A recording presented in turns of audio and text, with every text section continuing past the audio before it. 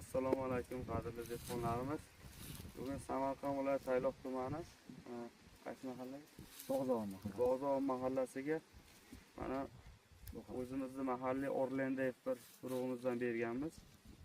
Mana shu 7,5 gektar foliyaga ekilgan.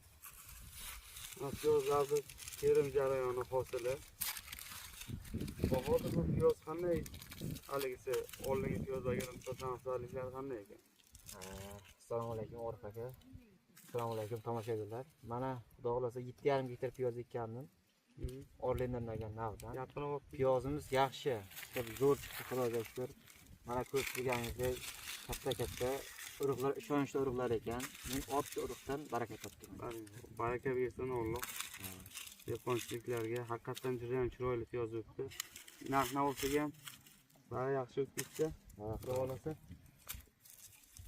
Hali o't bosibdi-da poliyani. Ha, katta o't bosdi, hech qilib yaxshi yomon emas.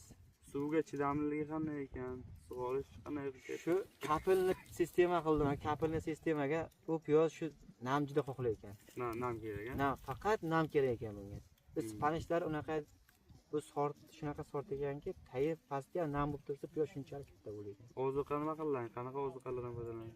Ozuqa shu gerbisidlar. Mana aga keyin o'zini amafoz shu ozuqalardan foydalandik-da. O'tga qarshi Slitra berdik. Shilangdan, kapilni shilangdan. Ha, sepma qilmay kapilnidan berdik. Kapilnidan, sepma umuman qilganimiz yo'q. Ha. Azizlar, bitta narsa aytib o'tamiz. Kapilnidan bergan slitrani agar ko'pchilikda piyozning tagi chirish bo'ladi-da. Shu narsa boyagi qo'l bilan sochib slitra berish ko'p a'zo tushib ketgani hisobiga mana shu taraf chiriydi piyozni. Shunga e'tibor qilingizlar. Mana piyozlarimiz ko'rinishi tarafga terim bo'lyapti aylantirib. Xudo xolasa kelasizlar mana Nasib qilsa keladi ishlaymiz. nasib bo'lsa. Yaxshi ishga baraka topdik.